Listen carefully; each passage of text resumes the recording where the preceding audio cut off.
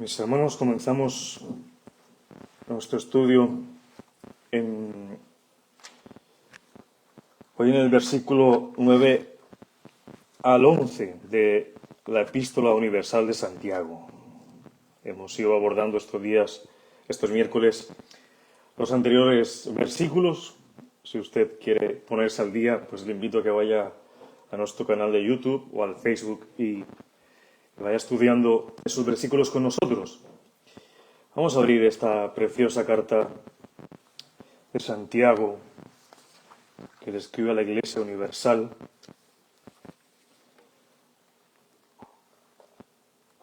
Y si ya la encontró, pongámonos en pie, por favor. Santiago capítulo 1, versos del 9 al 11.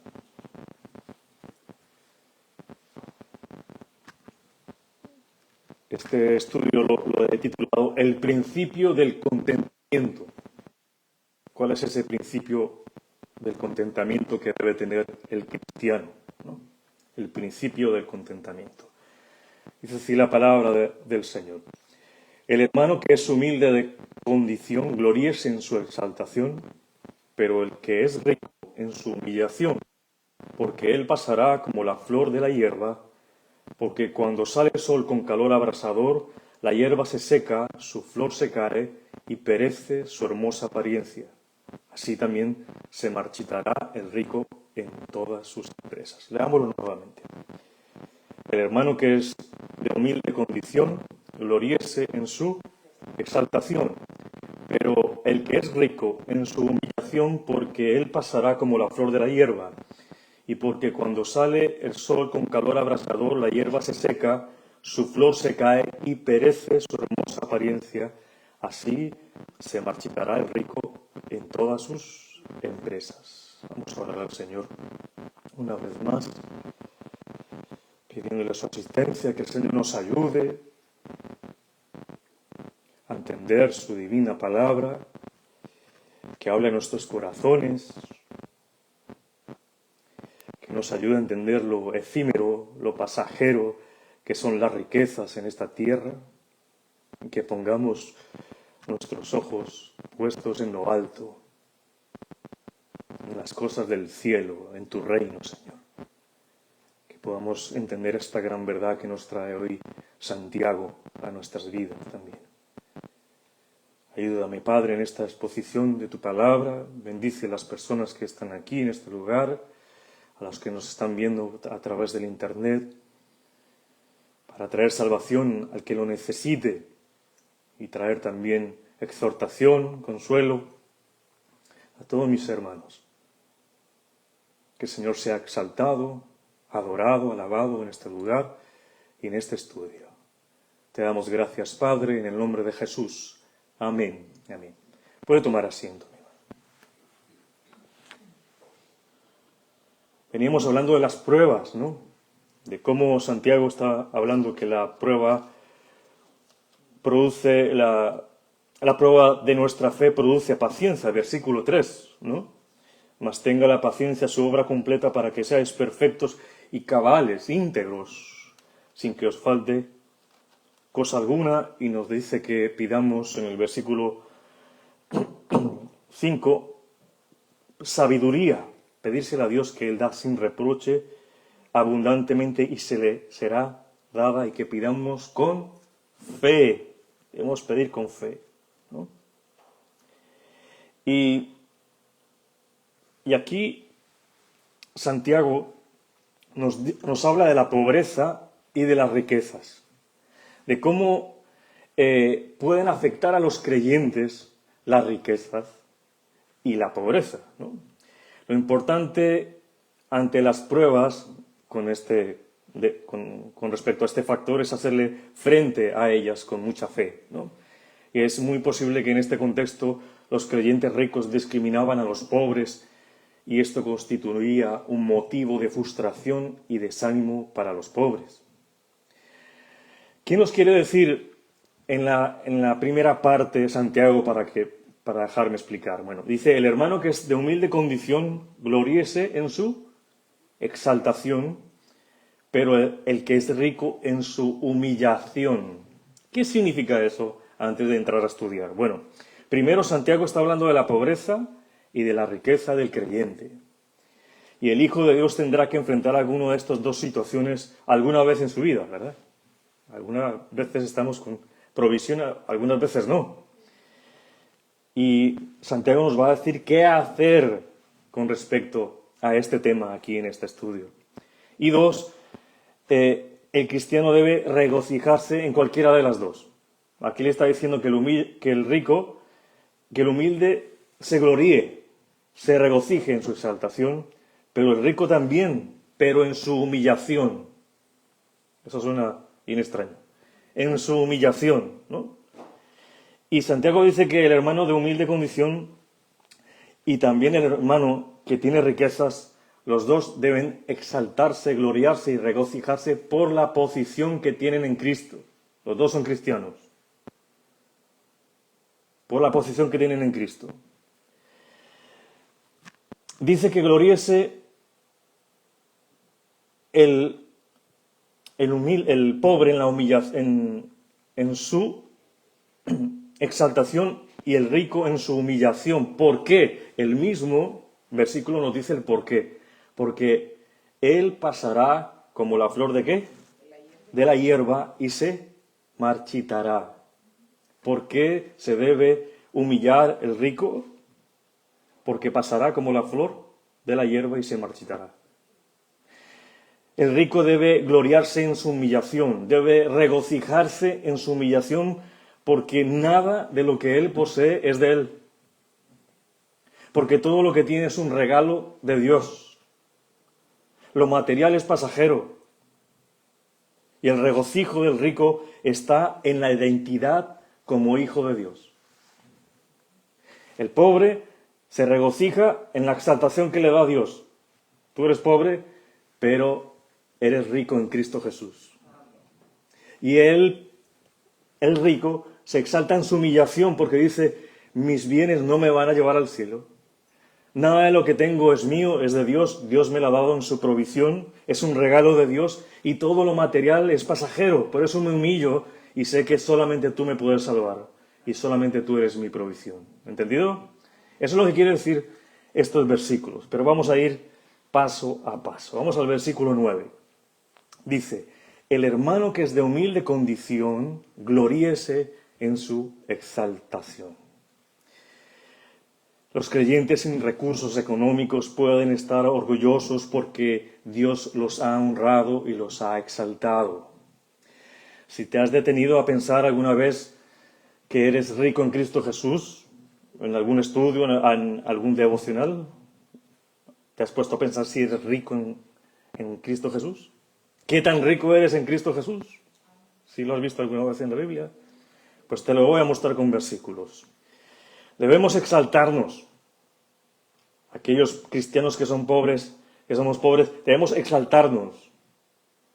Porque Dios nos ha honrado. ¿Con qué? Mira lo que dice acá Filipenses 3:20. Dice, mas nuestra ciudadanía está en los cielos, de donde también esperamos al Salvador, Señor Jesucristo.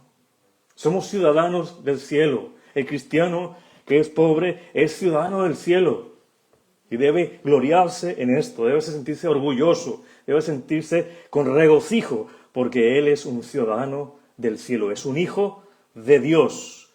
Mira lo que nos dice Efesios 2:6. Y juntamente con él nos resucitó y asimismo nos hizo sentar en los lugares celestiales con Cristo Jesús. Aquel que cree en Cristo Jesús ya está sentado, no se sentará, ya está sentado, ¿en qué? En lugares celestiales con el Señor.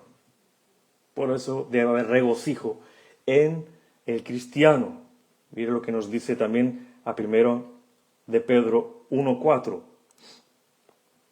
Dice, para una herencia incorruptible, incontaminada, inmarcesible, reservada en los cielos para vosotros. Somos herederos de esa herencia incorruptible, que es incontaminada, que no se va a marchitar, reservada en los cielos ¿para quiénes? Para nosotros. para nosotros, sus hijos. ¿No? Aquel que no tiene un recurso temporal, material, tiene una herencia muy grande. ¿Dónde, pastor? ¿Aquí en la tierra? ¿En qué país? No, en el cielo. Tú que eres ciudadano, está en el cielo. Es incontaminada y reservada para ti. Por eso todo cristiano debe regocijarse. Mire lo que nos dice Pablo en Romanos capítulo 8. Capítulo 8, se lo leo aquí. El capítulo 8, versículo 17. Y si hijos, también herederos, herederos de Dios y coherederos con Cristo. Si es que padecemos juntamente con Él, para que juntamente con Él seamos glorificados. No simplemente somos herederos de Dios, somos coherederos ¿con quién? Con Cristo Jesús, si padecemos juntamente con Él. Y eso nos debe llenar de gozo, no importa nuestra circunstancia económica, material. Mire que aquí Pedro nos habla acerca que los que creen en Cristo son hijos, son pueblo de Dios. Dice, mas vosotros sois linaje escogido, real sacerdocio, nación santa, pueblo adquirido por Dios, para que anunciéis las virtudes de aquel que os llamó de las tinieblas a la luz.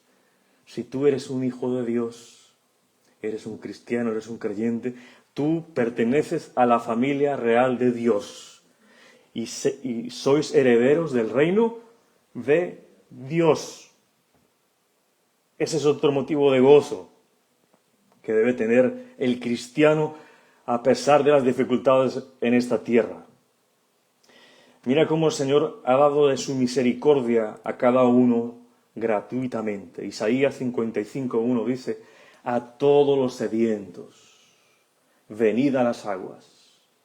Y los que no tienen dinero, venid, comprad y comed, venid, comprad sin dinero y sin precio vino y leche. Podemos ser beneficiados, recibir de la misericordia de Dios. Y para eso no necesitamos dinero, mis hermanos. Necesitamos la fe en Jesucristo. Y Él nos da en abundancia. El que tenga sed, venga y beba, beba. Esperemos que todos estemos sedientos por Dios, ¿verdad? Pedro nos sigue hablando que el creyente tiene la misma posición, que el creyente rico y el creyente pobre tiene la misma posición ante el Señor. El creyente pobre y el creyente rico son lo mismo ante la cruz. No hay distinción alguna. El hombre es que hace las distinciones, ¿no? Quizás por su afán de sacar algo de esa persona, ¿no? Dice, me voy a hacer amigo de este porque este tiene dinero, pero este no tiene dinero, mejor no. Pero para el Señor todos somos iguales ante la cruz. No incide nada en que alguien sea pobre o sea rico. Y es lo que nos dice la primera carta de Pedro 1, 18 y 19. Sabiendo que fuisteis rescatados de vuestra vana manera de vivir, la cual recibisteis de vuestros padres, no con cosas corruptibles como oro o plata, sino con la sangre preciosa de Cristo, como de un cordero sin mancha y sin contaminación. Fuimos rescatados de nuestra vana manera de vivir, no con oro, no con plata, sino con la sangre preciosa de Cristo, que no se corrompe nunca jamás. No fuimos comprados con oro y por plata que se corroe. Además, el alma del ser humano no tiene precio. Tiene un precio muy alto. ¿Y la pagó quién? El Señor Jesucristo por nosotros. Déjeme decirle que si usted es un hijo de Dios, usted posee una gran riqueza. Una persona, por pequeña que parezca a los ojos de los demás y aún a los suyos propios, él mismo se ve pequeño, su posición es alta ante los ojos de Dios. Pues es rico en riquezas espirituales. Créalo, usted tiene un tesoro en el cielo. En Cristo lo tenemos todo. Solamente en Cristo Jesús. Lastimosamente el hombre no regenerado, el que no ha nacido de lo alto, el que no ha nacido de arriba, el que no ha ido en arrepentimiento y en fe al Señor Jesucristo, no tendrá la capacidad de disfrutar esta herencia que es Dios mismo. Solamente tiene que arrepentirse. Y hoy es el día de arrepentimiento, para venir y arrepentirte de tus pecados y decirle al Señor, estoy aquí, solo tú me puedes salvar. Y si lo haces con fe, el Señor te dirá que eres un hijo suyo, adoptado suyo, y serás parte de esa herencia del Señor.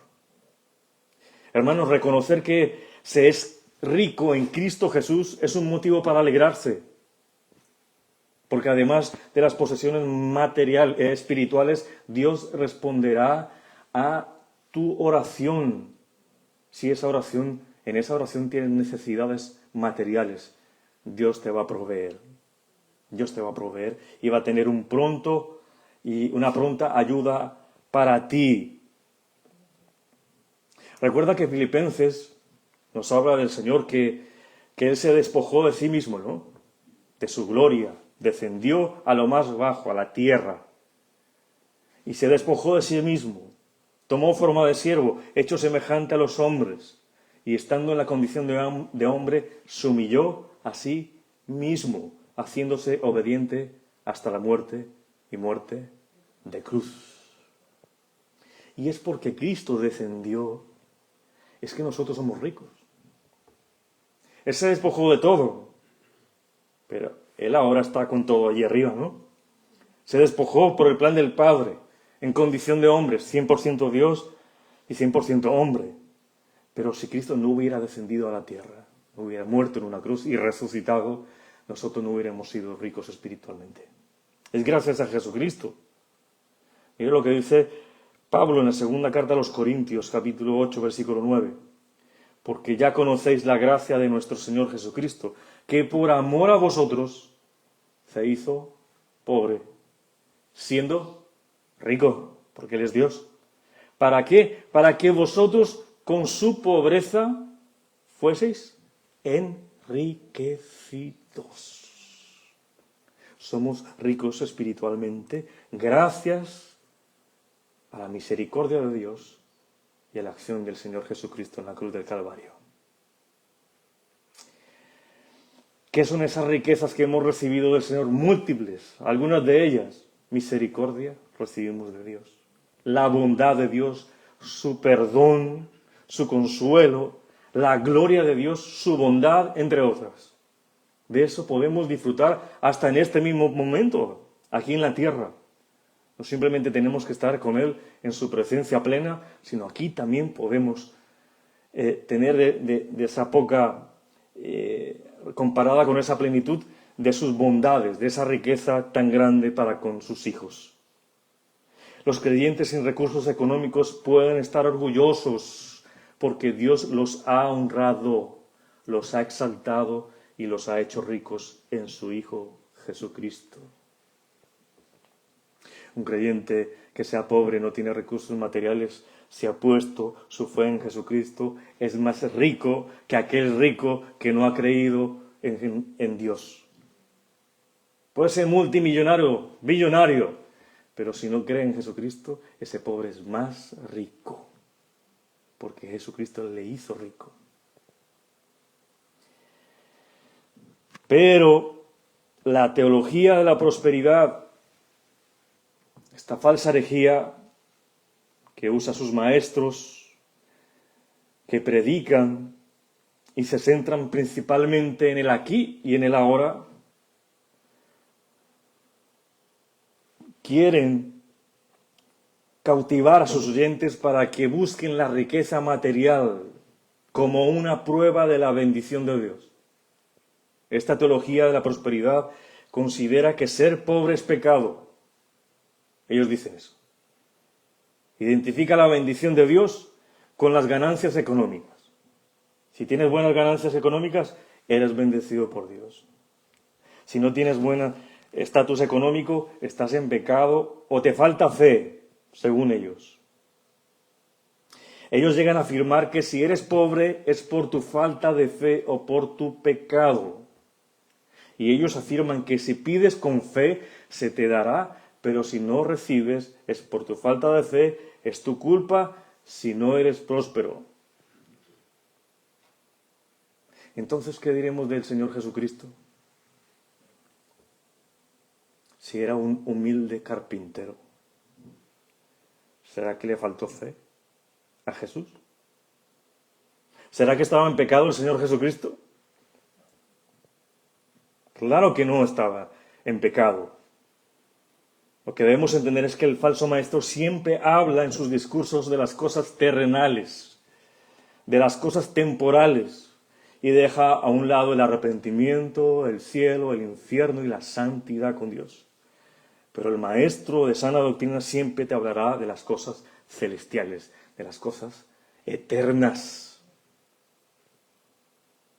Ahora Santiago, así como ha exhortado al pobre creyente, pobre materialmente, que debe gloriarse en su exaltación, que debe mirar cómo es en su identidad en Cristo, tiene que revisar cuál es su identidad en Cristo, también lo hace ahora exhortando al rico a hacerlo en su humillación. Leámoslo nuevamente, dice, pero el que es rico en su humillación, calor.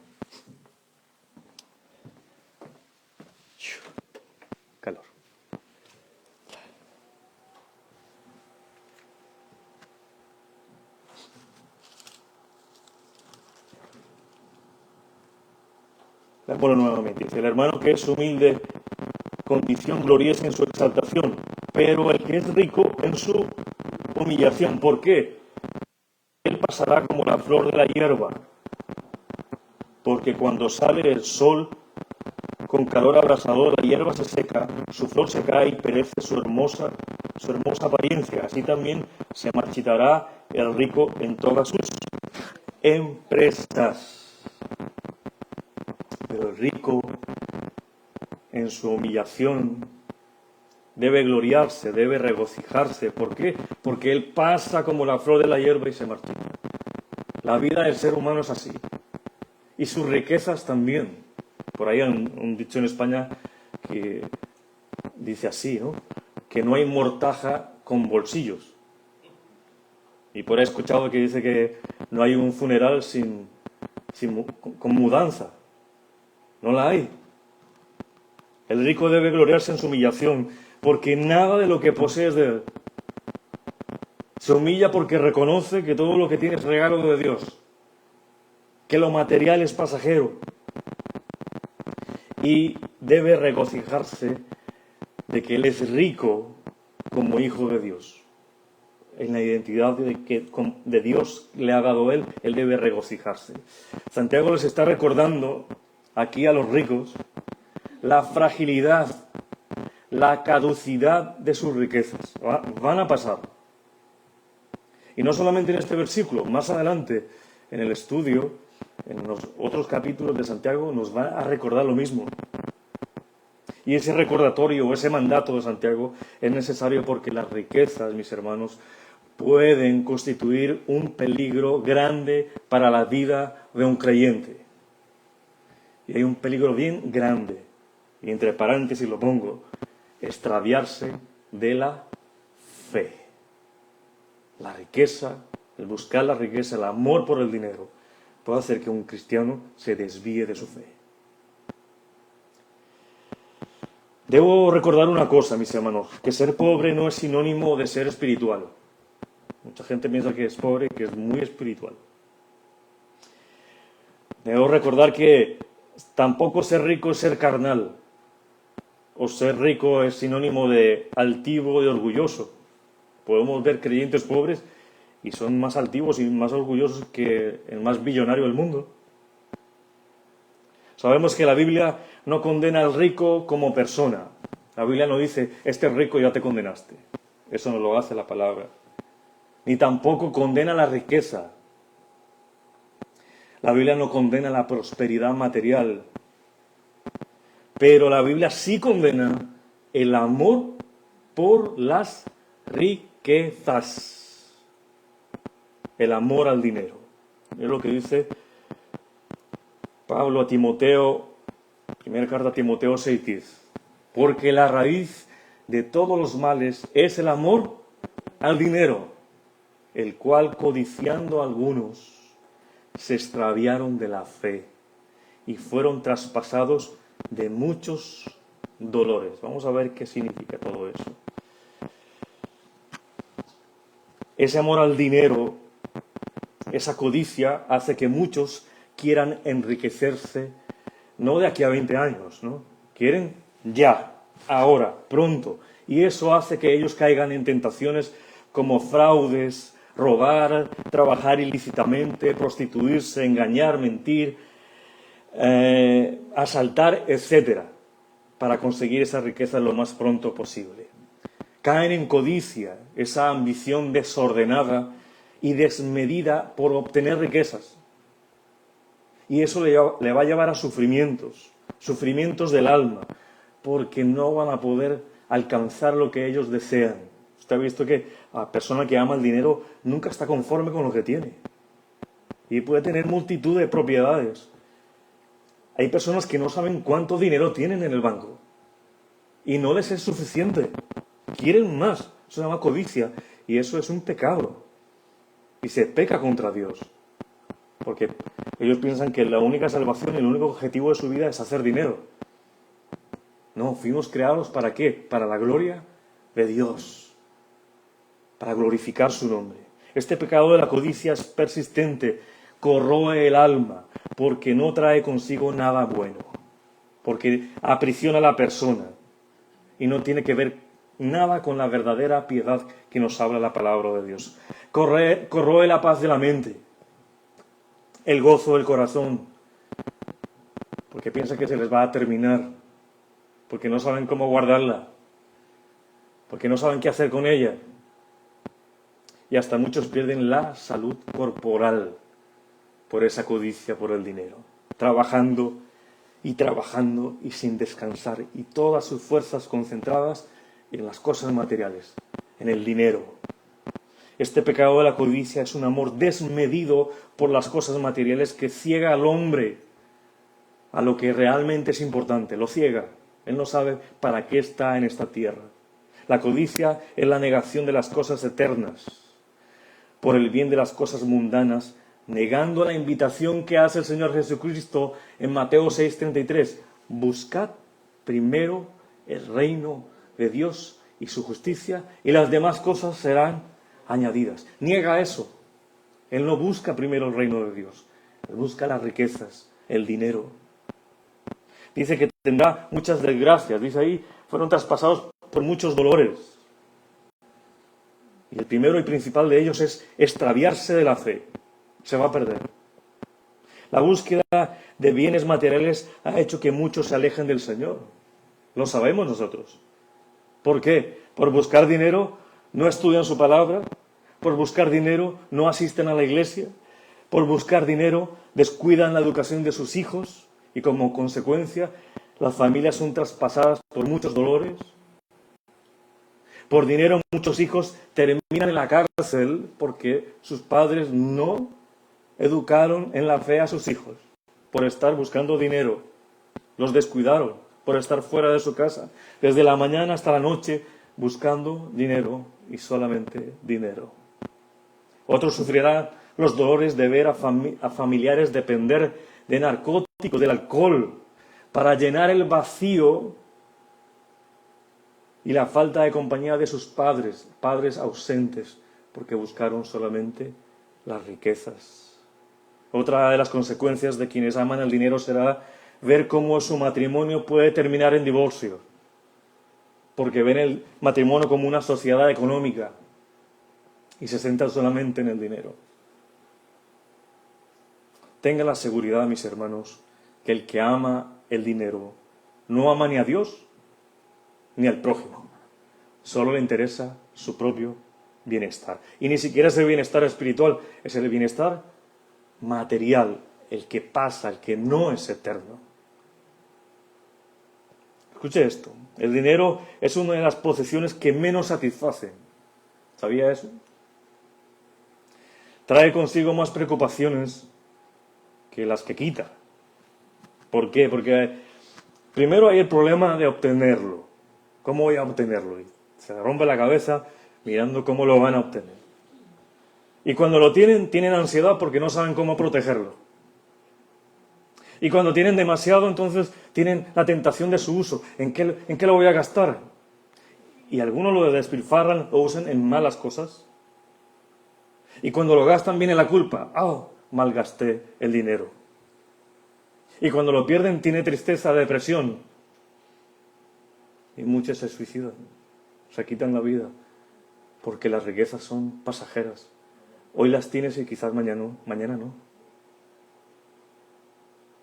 ¿Ves que el dinero no trae satisfacción plena? ¿Sabes que las 2/3 partes de todas las contiendas del mundo, los pleitos, surgen de una sola causa? ¿Sabes qué es? El dinero. Amor al dinero. El amor al dinero está por encima del amor a las personas. Solo les interesa lucrarse, llenarse de dinero. Mis hermanos, el gran peligro de las riquezas es que tienden a dar al hombre un falso sentido de seguridad. A mayor dinero, más seguridad. A menor dinero, me siento más inseguro. Si tenéis mucho dinero, te sientes fuerte para enfrentar cualquier situación, pero eso es una mentira. Es una mentira. Y el Señor Jesucristo mismo nos da unos ejemplos. Nos da unos ejemplos acerca de ellos. Es importante reflexionar acerca de estos ejemplos sobre lo importante que es poner nuestros ojos en Jesucristo y saber que las riquezas materiales son breves, son temporales, son como dice Santiago, son como esa flor que pasa, como la flor en la hierba.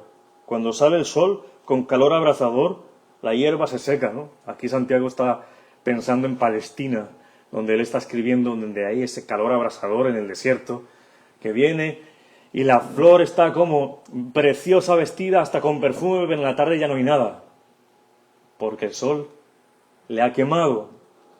Dice, su flor se cae y perece su hermosa apariencia. Así también se marchitará el rico en todas sus empresas. La persona con todos sus negocios va a pasar como la flor. Todo en esta vida se termina. Mis hermanos, ¿qué nos dijo el Señor Jesucristo? Jesucristo habló sobre el dinero en la palabra de Dios. Y habló del dinero, ¿sabes por qué? Porque todos los seres humanos, casi todos los días, están en contacto con el dinero. Tienes que comprar cosas, ¿verdad? Tienes que pensar en qué pagar. Estás pensando en dinero. Estás pensando cómo ganar dinero, cómo administrarlo, como buen mayordomo, el Señor. Pero siempre estás en contacto con el dinero. El ser humano siempre está en contacto y le atrae el dinero. Si no más, vamos allí al downtown con una maleta llena de dinero y ábrela, a ver cuántos vienen. Si tú estás cerca, hasta te da el deseo de ¿qué? De recoger algunos. El Señor sabe que el dinero puede ser un problema para el creyente. Y habló muchas veces acerca del dinero en la palabra de Dios. Yo sé que muchos pastores de falsa doctrina aman hablar sobre el dinero. Pero aquí el que está hablando es Santiago. Lo que tiene que hablar la Biblia y el Señor Jesucristo es totalmente diferente a lo que dicen estos falsos maestros a sus iglesias. Es todo lo contrario. Esto que yo acabo de predicar no se puede predicar en una iglesia apóstata, en una iglesia de la prosperidad, porque va en contra de lo que ellos predican. Ellos tuercen el mensaje. Se habla en la Biblia dinero, sí, pero lo tuercen. Es el centro del ser humano. Y Santiago nos acaba de decir que no es el centro. ¿El centro quién es? Jesucristo. El dinero tiene que ver mucho con la condición del corazón del hombre. Te va a testar, ¿se dice así? Te va a confrontar para saber qué fiel eres al Señor, qué tan mundano eres. El dinero muestra qué tan fácil o difícil va a ser para que una persona llegue al reino de Dios. Eso es lo que hace el dinero.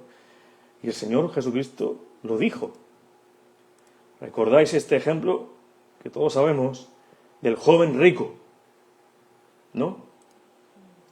Dice, Jesús le dijo al joven rico, si quieres ser perfecto, anda, vende lo que tienes y dalo a quienes, a los pobres, y tendrás tesoro en el cielo, ven y sígueme. Ven y sígueme, le estaba diciendo a este joven. Para este joven rico, el materialismo, el amor al dinero lo estaba arruinando. Y le dice al Señor Jesucristo que cómo puede ir al cielo. Y dice, vende lo que tienes. Porque tenía su corazón puesto en las riquezas. Y Dios le quita el centro de su ser, que son las riquezas. Dice, no, el centro aquí soy yo, es Dios. Las riquezas para el joven rico es claramente un obstáculo para ser discipulado por Jesús, para ser enseñado por Jesús, porque no quiere. Su corazón estaba en las riquezas. ¿Y sabes por qué no quiere? Es lo que hizo el joven rico. Oyendo el joven esta palabra, se fue como triste, porque tenía muchas posesiones. Y las tenía, ¿a dónde más? En su corazón. Era el centro de este joven rico tener simplemente riquezas. El Señor también nos dice en Mateo 6:19 sobre estas riquezas. Dice, no os hagáis tesoros en la tierra, donde la polilla y el orín corrompen, y donde los ladrones minan y hurtan, sino haceos tesoros, ¿en dónde?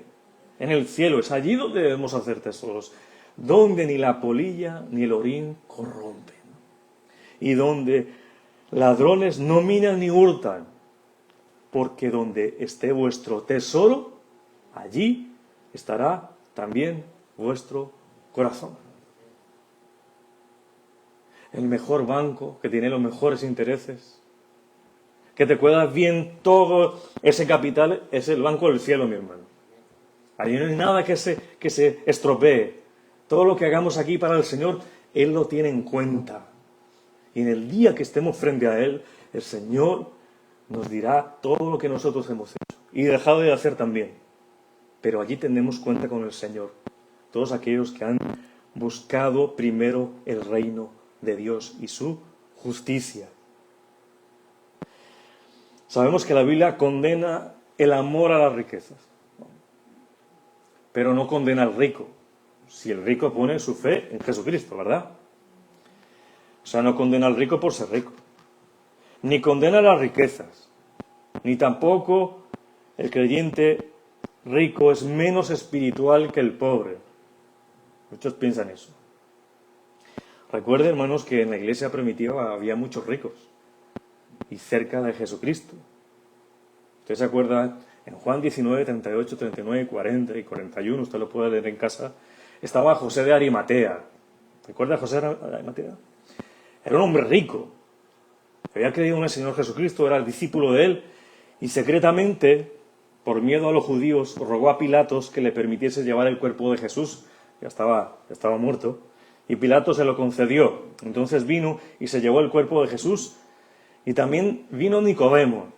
Y Nicodemo, que había visitado, recuerda usted, de noche al Señor Jesucristo, ¿no? Y le dijo que cómo se nacía de nuevo. Recuerda ese pasaje, ¿no? Pues él vino en ese momento, junto con José de Arimatea, y trae mirra y aloes, como 100 libras, dice la palabra de Dios. Y eso es mucho y es muy costoso. Ese óleo era muy costoso y se usaba para disimular el olor de la descomposición de los cadáveres. Y eso tenía un alto valor económico. La misma tumba que José de Arimatea, donde ponen al Señor Jesucristo, es una tumba nueva. que nadie podía haber pagado. Solamente este hombre rico. Mira, los detalles de la sepultura de Jesucristo son fascinantes para que los estudies. Pero sigamos. Había tanta presencia de hermanos ricos en la iglesia, donde ministraba Timoteo también, ¿no? Y porque Dios concede riquezas a algunos y permite también la pobreza a otros, en su divina soberanía. Mira lo que también sucedía en Primera Crónicas 29. Usted lo tiene ahí, ¿verdad? ¿Qué sucede en la Primera Crónicas 29? Hay una ofrenda de David para el templo, para construir el templo del Señor. Y donaron israelitas, ¿no? Donaron israelitas para ese templo.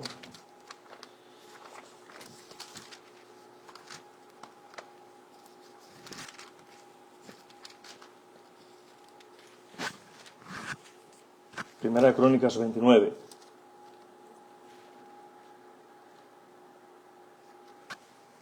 Versículo 14. Dice: porque ¿quién soy yo y quién es mi pueblo para que pudiésemos ofrecer voluntariamente cosas semejantes?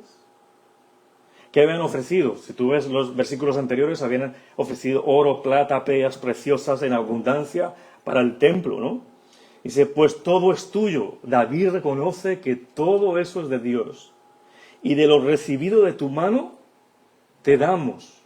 Así es como debemos reconocer la riqueza los cristianos, que todo viene del Señor, Él es el que provee y lo recibimos de mano de Él. 15. Porque nosotros extranjeros y advenedizos somos delante de ti, como todos nuestros padres y nuestros días sobre la tierra. O sea, todos pasajeros, está diciendo aquí David. ¿Cuál sombra que no dura? Oh Jehová, Dios nuestro, toda esta abundancia que hemos preparado para edificar casa a tu santo nombre, de tu mano es y todo es tuyo. Versículo 7, mira lo que dieron. Y dieron para el servicio de la casa de Dios 5.000 talentos y 10.000 dracmas de oro, 10.000 talentos de plata, 18.000 talentos de bronce y 5.000 talentos de hierro. Y todo lo que tenía piedras preciosas las dio para el tesoro de la casa de Jehová en mano de Geliel Gersonita. Y se alegró el pueblo por haber contribuido, ¿cómo? Voluntariamente. Porque de todo corazón ofrecieron a Jehová voluntariamente. Tiene que venir de un corazón que generoso.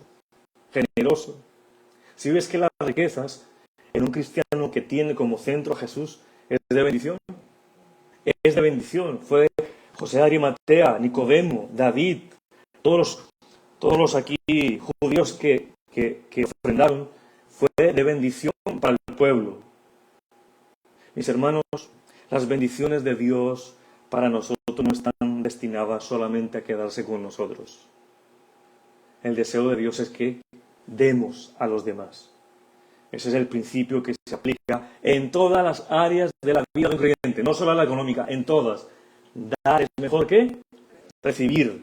Mira lo que dice Proverbios 11, 24 y 25. Hay quienes reparten y les es añadido más. Y hay quienes retienen más de lo que es justo, pero vienen a pobreza. El alma generosa será prosperada, y el que saciare, él también será saciado. Hay gente que es bondadosa y da, y el Señor les bendice con más, ¿verdad? Y les sobra. Hay gente que retiene tanto y trabaja tantas horas que no les alcanza para nada. Aquí ha sucedido. Hay personas que dicen, no, voy a hacerle fiel a Dios, voy a asistir los domingos, voy a asistir los miércoles. Y tienen menos horas y el Señor les suple para todo. El Señor les suple para todo. Pero hay gente que dice, no, yo tengo que trabajar, o si no, ¿cómo voy a pagar el bill? Y trabajan de domingo a domingo y no les alcanza para nada. Es todo lo contrario. Porque el Señor es el que prospera. El Señor es el que da. Entonces, mis hermanos, tenemos que usar bien el dinero para llevar a cabo los planes de Dios, porque primero hay que buscar el reino de Dios.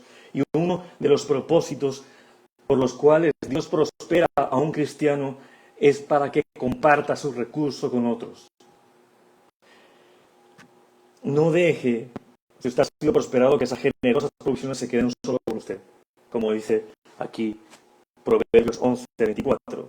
Dios nunca nos bendice, mis hermanos, para que acumulemos, para que guardemos, porque eso lleva a la codicia, a la avaricia, que es un pecado. Muchos piensan que Dios los ha bendecido tanto que tienen que guardar, y se olvidan de que de la iglesia, se olvidan de los hermanos, de la fe, porque solo se centraron en acumular, se extraviaron de la fe. Dios nos bendice para que podamos bendecir a otros, porque se supone que los cristianos somos canales de bendición, no reservorios. ¿Por qué? Porque eso va a pasar. El dinero se va a quedar aquí, no nos vamos a llegar a absolutamente nada. Un día se puede tener, el otro día no. Somos bendecidos para que podamos ser bendición. Y hermanos, debemos sentirnos felices que cada cristiano que prospera en lo material debe ser de regocijo para nosotros, porque es la única forma en que la obra de Dios puede continuar. La única forma en que la obra de Dios continúe es por medio de ofrendas voluntarias, como decía aquí David, voluntarias, no impuestas, de un corazón generoso. Y es por eso que el Señor prospera a cristianos. Todos queremos recibir las bendiciones del Señor, ¿verdad? Dijeron amén pocos. Pero no todos queremos ser una bendición para los demás. Finalmente, Santiago, ¿qué nos quiere decir con todo esto? Que las pruebas, reuniendo todo, que las pruebas pueden afectar, las aflicciones pueden afectar a ricos o a pobres. La aflicción siempre va a llegar, no importa la situación económica. Pero el pobre o el rico debe tener la misma esperanza de tener un Salvador. Eso es lo que dice Santiago en pocas palabras. Usted que me escucha hoy, alégrese porque hoy tiene un Salvador. El Salvador que le da vida eterna. Ese Salvador que le da esa entrada al cielo, que también tiene el poder para ayudarle y sostenerle aquí en la tierra.